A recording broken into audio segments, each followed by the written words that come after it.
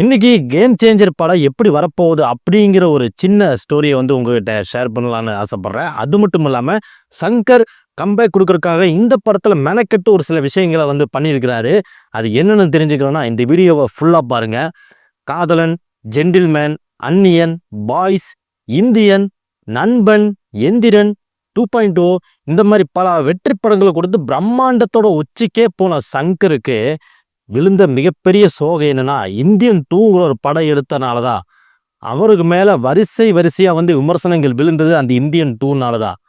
உதாரணத்துக்கு நம்ம ஒரு ரூ. 100 குடுத்து டிக்கெட் வாங்கி படம் பார்க்குறோம்னா, அந்த படத்துல வந்து உலகத்தையே சுத்தி காமிச்சிருப்பாரு நம்ம சங்கர். பாருங்கடா உலகம்னா இப்படித்தான் இருக்கு.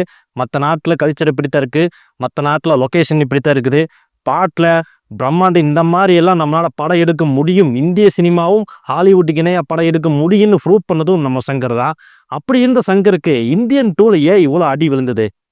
ஏன்னா ஒரு 20 வருஷம் கழிச்சு 30 வருஷம் கழிச்சு நம்ம கமல்ஹாசன் கூட மிகப்பெரிய பொன்செலவுல வந்து இந்த படத்தை எடுக்க போறோம் அப்படிங்கிற ஒரு ஹைப்பு கொடுத்தனாலயா, இல்ல ரசிகர்களுக்கு இந்த படம் கனெக்ட் ஆகல அப்படிங்கிற ஒரு நெகட்டிவிட்டி தாட் இருந்தனாலயா அப்படிங்கிறதெல்லாம் ஆண்டவனுக்கு தான் வெளிச்சம். ஸோ இந்த மாதிரி சங்கர் விழுந்த இடத்துல இருந்து மீண்டும் வந்து விழுந்து எந்திரிச்சு குதிக்கிற குதிரை போல வந்து இந்த கேம் சேஞ்சர் படத்தை வந்து எடுத்து முடிச்சிருக்கிறாரு. இந்த படத்துல அவர் கம்பேக் கண்டிப்பா கொடுப்பாருங்கிறதுக்குண்டான காரணங்களை வந்து நான் பின்னாடி சொல்ல போறேன். ஸோ வாங்க நேர வீடியோக்குள்ள போகலாம். ஏற்கனவே நம்ம சங்கர் வந்து நம்ம சூப்பர் ஸ்டார் ரஜினிகாந்தை வச்சு 2 ஹாலிவுட் படங்களை வந்து டைரக்ட் பண்ணியிருக்காரு. என்னடா 2 ஹாலிவுட் படமா அப்படின்னு கேட்டிங்கன்னா, அதுதான் நம்ம தமிழ்ல ஹாலிவுட் படம். அதுதான் எந்திரன் மற்றும் 2.0. இந்த 2.0 வந்து பார்த்தீங்கன்னா 800 கோடி வந்து கலெக்ஷனில் நம்பர் 1 பிளேஸில் இன்னைக்கு வரைக்கும் இருக்குதுங்க. தமிழில் ரிலீஸ் ஆன எந்த படமும் வந்து அந்த படத்தோட வசூலை வந்து முறியடிக்கல அப்படிங்கிறத உண்மை. இப்படி இருக்கிற சூழலில் சூப்பர் ஸ்டார் ரஜினிகாந்தை வச்சு வேர்ல்டு வைடாக நம்ம வந்து ரெஸ்பான்ஸ் வந்து அள்ளிட்டோம். அடுத்தது வந்து இன்னொரு நடிகரை வந்து நம்ம சூஸ் பண்ணி போகும்போது அவரும் வேர்ல்டு வைடாக ஃபேமஸாக இருக்கணும், அவருக்கும் நல்ல ரெஸ்பான்ஸ் இருக்கணும் அப்படின்னு சொல்லி தேடின நடிகரை கடைசியாக வந்து கண்டுபிடிச்சது யாருன்னு கேட்டிங்கன்னா நம்ம ராம் சரண் தான். ஏன்னா வந்து ராம் சரண் ஒன்றும் சலைச்சவர் கிடையாது. இந்த RR படம் மூலமாக வேர்ல்டு வைடாக ஃபேமஸ் ஆகிட்டாங்க. அவருக்குன்னு ஒரு ரசிகர் பட்டாளம் வந்து வெளிநாடுகளில் கண்டிப்பாக இருக்காங்க. நாட்டுக்கூத்து சாங்குக்கு ரியாக்ஷன்ஸ் வீடியோவில் யூடியூப்பில் கொட்டி கிடக்குதுங்க. எல்லாருமே ஃபாரினர்ஸாக இருக்கிறாங்க. இப்படி இருக்கிற சூழ்நிலை ராம் சரணை வந்து இந்த படத்தில் கமிட் பண்ணி நடிக்க வச்சிருக்காரு நம்ம சங்கர் அவர்கள்.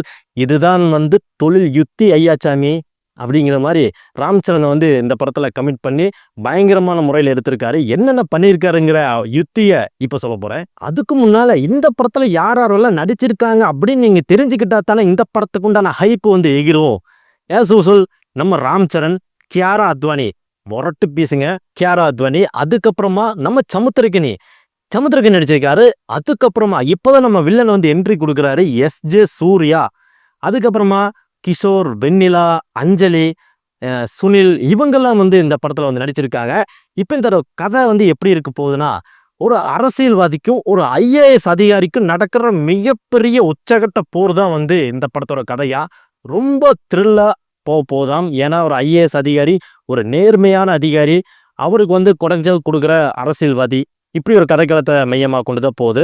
சங்கர் படம் எடுத்துக்கிட்டாவே வந்து ஒரு IAS அதிகாரி, ஒரு கவர்மெண்ட் ஆஃபீஸரு, இல்லைன்னா வந்து ஒரு டேக்ஸ் கட்டாத ஒரு நடிகன், இல்லைன்னா வந்து நான் லோகத்தில் யாருக்குமே அக்கறை இல்லை, லோகத்தில் யாருக்குமே நேர்மை இல்லை அப்படிங்கிற ஒரு கான்செப்டை எப்படியாவது கொண்டு வந்து கொடுத்துட்றாரு.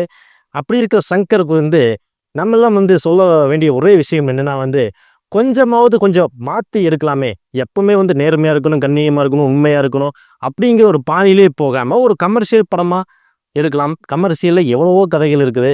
அப்படி இருந்தாலும் இன்றைக்கும் வந்து வந்து ஒரு ஒரு அரசியலை பேஸ் பண்ணி ஒரு கவர்மெண்ட்டை டார்கெட் பண்ணி எடுக்கிற படமாகவே வந்து நம்ம சங்கர் வந்து எடுத்துகிட்டு இருக்காரு. ஸோ அந்த வரிசையில் வந்த வரப்போகிற படம் தான் வந்து இந்த கேம் சேஞ்சர். இந்த கேம் சேஞ்சர் படம் வந்து கண்டிப்பாக சங்கருக்கு ஒரு கேம் சேஞ்சர் அமையணும். சங்கருக்கு இந்த படம் கேம் சேஞ்சராக அமையலைன்னா அவரோட கரியரில் மிகப்பெரிய ஒரு கேப் விலகிறதுக்குண்டான வாய்ப்புகள் நிறையாவே இருக்குது. இந்த படத்தோட இன்ட்ரெஸ்டிங்கான விஷயமே என்னென்னு கேட்டிங்கன்னா வந்து ராம் சரண் இந்த படத்தில் டியூயல் ரோல் வந்து ப்ளே பண்ணுறாரு. 2 கதாபாத்திரங்களில் நடிக்கிறாரு. அப்பா ஒருத்தர், பையன் ஒருத்தர். இந்த 2 ரோலையும் வந்து ரொம்ப கச்சிதமாக சிறப்பாக வந்து நடித்து கொடுத்துருக்காரு அப்படிங்கிற மாதிரிலாம் வந்து கேள்விப்பட்டேன். அந்தளவுக்கு மிக ஸ்ட்ராங்கான ரோலை வந்து ப்ளே பண்ணி இந்த படத்தில் மூலமாக அசத்தியிருக்காரு அப்படிங்கிற மாதிரி சொல்கிறாங்க. அதுவும் அப்பா கேரக்டரெல்லாம் வந்து சான்ஸ்லெஸ் அப்படின்னு சொல்கிறாங்க. அதே அதே மாதிரி பையனா வர்ற ராம் சரணும் வந்து அப்பாவுக்கு நடந்த துரோகத்தை வந்து எப்படி சரிகட்டுறாரு அப்படிங்கிறத இந்த படத்தோட கதையா இருக்கும் அப்படிங்கிற மாதிரிலாம் வந்து இன்னைக்கு சினிமா விமர்சகர்கள் எல்லாம் பேசிட்டு இருக்காங்க. ஓகே. இந்த படத்தோட கதை வந்து எத அடிப்படையாக எடுத்தாங்க அப்படிங்கிறத வந்து சங்கரோட நெருங்கிய வட்டாரங்கள்ல நியூஸ் வந்திருக்கு. அத பேஸ் பண்ணி நம்ம சேகரிச்ச விஷயங்கள் படி இந்த படம் சிவாஜி படத்தோட கமர்ஷியல் ஐடியாக்களை எடுத்து உருவாக்கப்பட்ட படம்னு சொல்றாங்க. அது மட்டும் இல்லாம இந்த கில்லி, போகிரி, தூள் இந்த படங்கள்ல விறுவிறுன்னு சொல்லிட்டு கமர்ஷியலை வந்து திணிச்சிருப்பாங்க. அந்த அளவுக்கு ஒரு ஃபாஸ்ட் மூவ்மெண்ட் வந்து ஸ்டோரியில வந்து நகர்ந்து போகும். அந்த மாதிரி ஒரு கதைக்களத்தை வந்து சங்கர் வந்து இந்த படத்துல வந்து அப்ளை பண்ணியிருக்காராம். அரசியல் கதைக்களத்தை கொண்டு எடுக்கப்பட்ட படங்கிறனால இந்த படத்தோட வசனங்கள் அழுத்தம் திருத்தமா இருக்கணும்னு சொல்லிட்டு ஒரு மிக முக்கியமான எழுத்தாளரை வந்து அணுகியிருக்காரு சங்கர் அப்படின்னு சொல்றாங்க. இந்த படத்தோட வசனங்கள்ல தெரிக்க போகுது அப்படிங்கிற மாதிரி சொல்றாங்க. சிவாஜி ஆகட்டும், அது மட்டும் இல்லாமல் இதுக்கு முன்னாடி வந்த அந்நியன் படங்களாகட்டும், அதுக்கு முன்னாடி வந்த பழைய இந்தியன் படமாகட்டும் எல்லாமே வசனங்கள்ல வந்து மிகச்சிறப்பான முறையில் கையாண்டிருப்பாங்க. அதே மாதிரி இந்த படத்தோட ஸ்டோரியும் வசனங்களும் வந்து மிகவும் கத்தி மாதிரி ஷார்ப்பாக வந்து இருக்கும்னு சொல்கிறாங்க. மனசில் பதிகிற அளவுக்கு ஒவ்வொரு வசனங்களும் அந்த அளவுக்கு இருக்கும் அப்படிங்கிறத வந்து சொல்கிறாங்க. அது மட்டும் இல்லாமல் எஸ்ஜே சூர்யாவுக்கு இந்த படத்தில் நெகட்டிவ் ரோலுங்கிறனால அவர் ஒரு அரசியல்வாதியாக வரலாம் அப்படின்னு சொல்லி எதிர்பார்க்கப்படுது.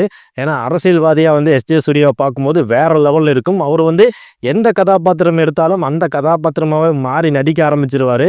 அவரோட வாய்ஸ் தான் வந்து ஒவ்வொரு படத்தையும் வந்து தூக்கி நிறுத்துதுன்னு சொல்லலாம். அந்த அளவுக்கு வாய்ஸ் மாடுலேஷன் ஆகட்டும், பாடி லாங்குவேஜ் ஆகட்டும், அவருக்கு உண்டான ரோலை மிகச்சிறப்பாக செஞ்சிருவார்.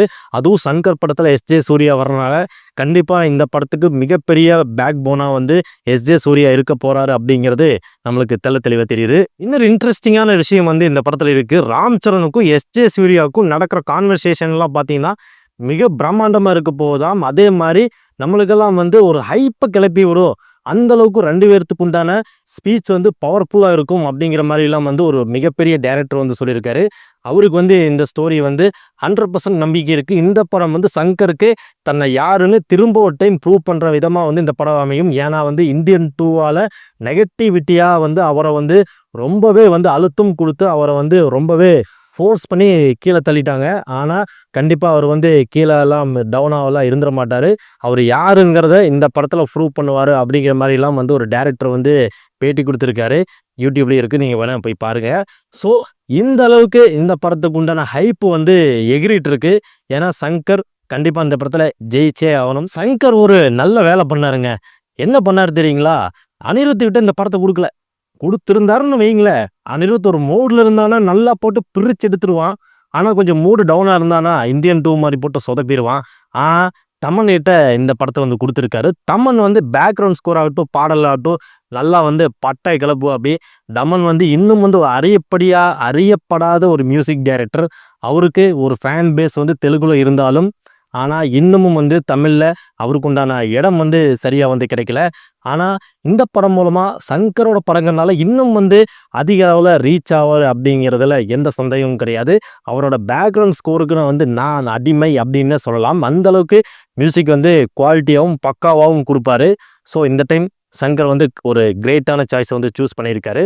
ஏற்கனவே இந்தியன் 2 படம் வந்து சரியாக போகாத காரணத்தினால ஆந்திராவை தவிர்த்து மற்ற மாநிலங்களில் வந்து புக்கிங் கொஞ்சம் கம்மியாக தான் இருக்குங்கிற மாதிரி சொல்கிறாங்க. இருந்தாலும் இந்த படத்தோட ஓப்பனிங் வந்து ரிலீஸ் ஆனதுக்கப்புறமா கண்டிப்பாக எல்லா மாநிலங்கள்லேயும் வந்து இந்த படத்தோட புக்கிங் வந்து திரும்பவும் ஸ்டார்ட் ஆகும். பத்திக்கும் சூடு பிடிச்சிக்கும் அப்படிங்கிறதுல எந்த டவுட்டுமே கிடையாது அப்படிங்கிறது நம்ம சங்கர் மேலே வச்சிருக்கிற கான்ஃபிடன்ட்னால சொல்கிறோம். ஓகே, இதுதான் கேம் சேஞ்சரோட அப்டேட். இந்த கேம் சேஞ்சர் வந்து யாருக்கு கேம் சேஞ்சிங்காக இருக்க போகுது அப்படிங்கிறத பொறுத்திருந்து பார்ப்போம்.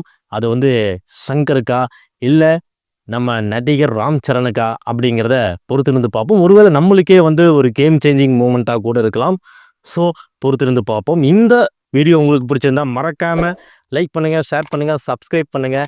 உங்களில் யாராவது வெறித்தனமான சங்கர் ஃபேன்ஸ் இருந்தீங்கன்னா இல்லை ராம் சரண் ஃபேன்ஸ் இருந்தீங்கன்னா உங்களோட ஃப்ரெண்ட்ஸுக்கு இந்த வீடியோவை ஷேர் பண்ணிவிட்டு மேக்ஸிமம் ஸ்ப்ரெட் பண்ணுங்கள். இந்த சேனலுக்கு ஒரு சப்ஸ்கிரைப் போட்டுருங்க, இந்த வீடியோக்கு ஒரு லைக் போட்டுருங்க. நன்றி, வணக்கம். அடுத்த வீடியோவில் சந்திப்போம்.